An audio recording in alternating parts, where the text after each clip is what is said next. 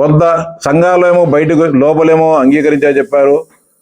కొంతమంది వైఎస్ఆర్సీపీకి సంబంధించిన అనుకూలంగా ఉండే కొంతమంది ఉద్యోగులు రెచ్చగొట్టే విధంగా మాట్లాడడం జరుగుతోంది.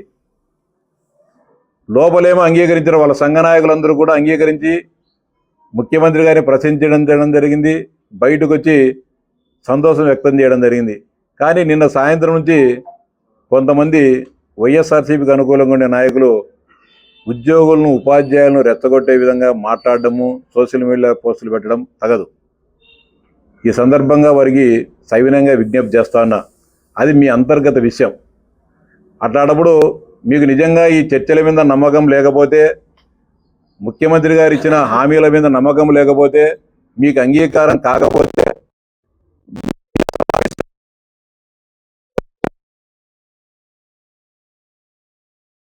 హామీలు మాకు అంగీకార యోగ్యం కాదు, మేము ఆమోదించము, మేము ఉద్యమం చేస్తాం,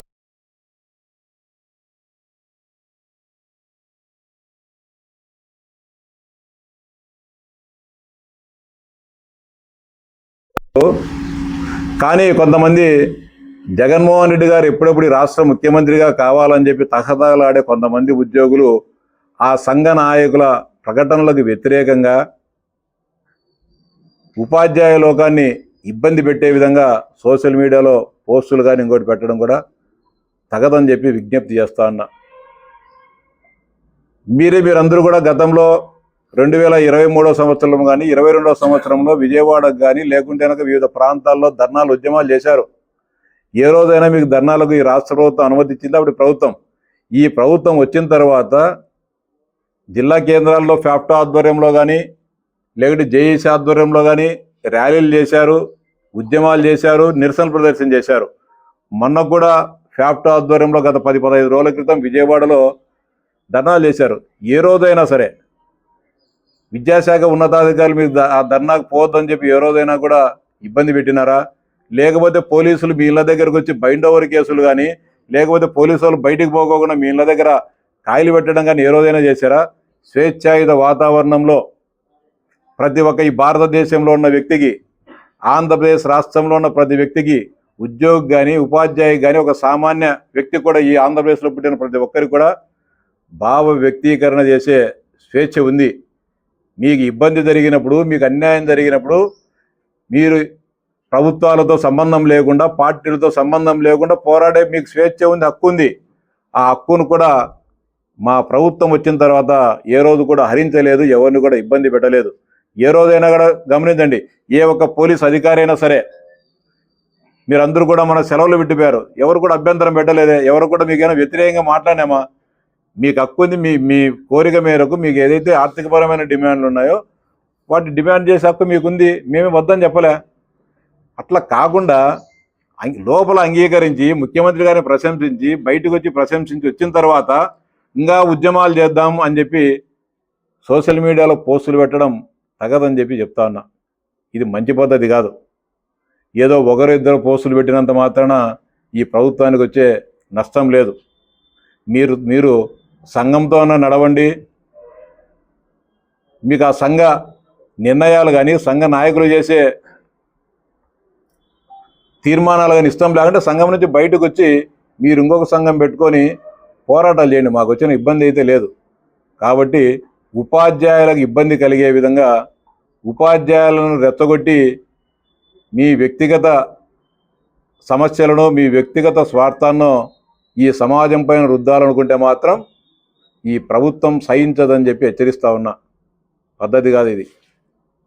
మీకు ఇష్టం లేకపోతే మీ సంఘ నాయకులు ప్రశ్నించుకోండి, బయట మీటింగ్ పెట్టుకొని మీరు అంగీకారం కాదని. లేకపోతే మీ సంఘ నిర్ణయాలు తప్పైతే సంఘం నుంచి బయటకు వచ్చి ఇంకో సంఘం పెట్టుకొని పోరాడండి. ఈ ప్రభుత్వం పైన మేము వద్దని చెప్పలే.